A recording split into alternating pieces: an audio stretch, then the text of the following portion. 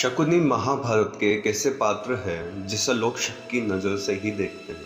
शक किसी गलत काम का नहीं बल्कि किसी षड्यंत्र का। शकुनी को महाभारत में हमेशा ही षड्यंत्र करते हुए ही दिखाया गया है। जैसे कि महाभारत के हर एक पात्र की अपने आप में ही एक कहानी है, वैसे ही शकुनी की भी अपनी एक कहानी है जिसे बहुत ही कम लोग जानते हैं। कहते हैं कि हालात इंसान को किसी भी हद तक जाने पर मजबूर कर देते हैं। अगर आज आप इस वीडियो को अंत तक देखेंगे तो आप भी शकुनी को सम्मान की नज़रों से देखना शुरू कर देंगे और अंत में आपको यह भी जानने को मिलेगा कि इतने पाप करने के बाद भी शकुनी को स्वर्ग क्यों मिला। इसलिए इस वीडियो को अंत तक देखें, लेकिन इससे पहले चैनल को सब्सक्राइब जरूर कर लें।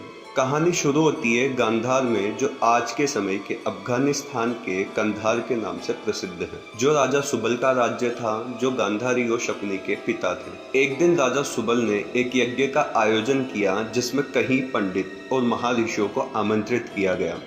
यज्ञ में एक ज्योतिषी भी पहुंचे जिन्होंने राजा सुबल को यह बताया कि उनकी बेटी गांधारी की किस्मत में एक ग्रह दोष चढ़ा हुआ है, जिस कारण जिससे भी उसका विवाह होगा वह विवाह से कुछ देर बाद ही मारा जाएगा। राजा सुबल ये सुन काफी दुखी हुए।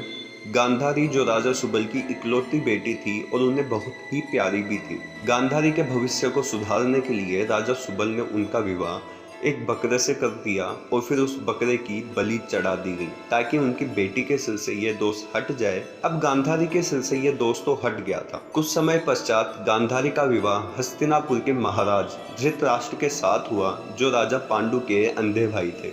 गांधारी, जो गांधार में अपनी सुंदरता के लिए जानी जाती थी, खास तौर पर अपनी सुंदर आंखों के लिए, गांधारी ने उसे अंधकार में ढकेल दिया था जिसमें धृतराष्ट्र जी रहा था। इस बात से शकुनी बिल्कुल भी खुश नहीं था।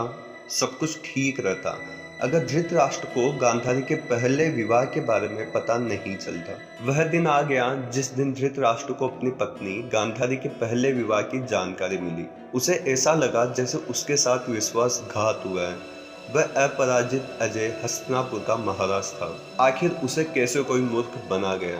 वह इसे बर्दाश्त नहीं कर सका और उसने राजा सुबल और उसके पूरे परिवार को काल कोठरी में डाल दिया और उनको यह सजा दी गई कि उनके पूरे परिवार को पूरे दिन में केवल एक मुट्ठी ही अनाज खाने को दिया जाए।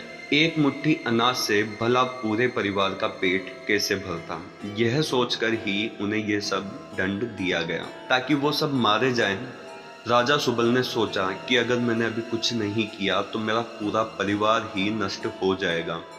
तो उन्होंने एक उपाय सोचा, अगर हर एक दिन किसी एक को एक मुट्ठी अनाज खाने को मिल जाए तो वह जिंदा बच जाएगा। इस प्रकार उसका कुल खत्म नहीं होगा। लेकिन वह कौन होगा? खुद राजा सुबल, उनका बड़ा बेटा या अन्य कोई और? राजा सुबल ने अपने बेटों की परीक्षा लेने की सोची, ये जानने के लिए कि उनमें से सबसे ज्यादा बुद्धिमान कौन है और जो अपने पूरे परिवार का बदला ले सके, क्योंकि वो जानता था कि उसका समय अब खत्म हो चुका है।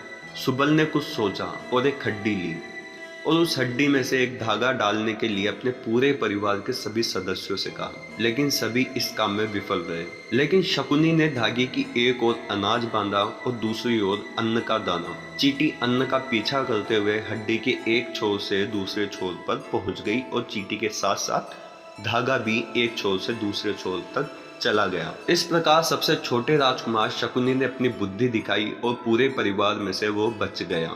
उसने एक एक करके अपने सारे भाइयों को मरते देखा और अंत में अपने पिता राजा सुबल को। राजा सुबल जब अपनी अंतिम सांसें गिन रहे थे तब उन्होंने महाराज धृतराष्ट्र से अपने बेटे शकुनी को आजाद कराने की विनती की और धृतराष्ट्र ने शकुनी को आजाद कर दिया। और इसके बाद यह धृतराष्ट्र की सबसे बड़ी गलती कहलाई। शकुनी द्वारा ही महाभारत के युद्ध में कौरवों को धकेला गया। शकुनी ने वह किया जिसके लिए उसे जिंदा रखा गया था, अपने वंश के विनाश का बदला लेने के लिए।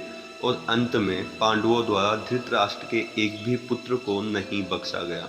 शकुनी को कोई भी एक अच्छे इंसान के रूप में नहीं देखता, लेकिन यह कहा जाता है कि शकुनी को अंत में स्वर्गवास मिला था, क्योंकि शकुनी ने अपने मकसद को पूरा करने के लिए अपनी जान भी दे दी थी।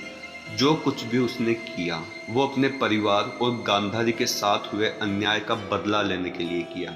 यही नहीं बल्कि पूरा एक मंदिर शकुनी के सम्मान में बनाया गया था केरल में। तो दोस्त, उम्मीद है कि आपको ये वीडियो पसंद आया होगा। ऐसे ही वीडियोज का आनंद उठाने के लिए हमारे चैनल को सब्सक्राइब जरूर करें, साथ ही साथ बेल नोटिफिकेशन भी ऑन कर लें।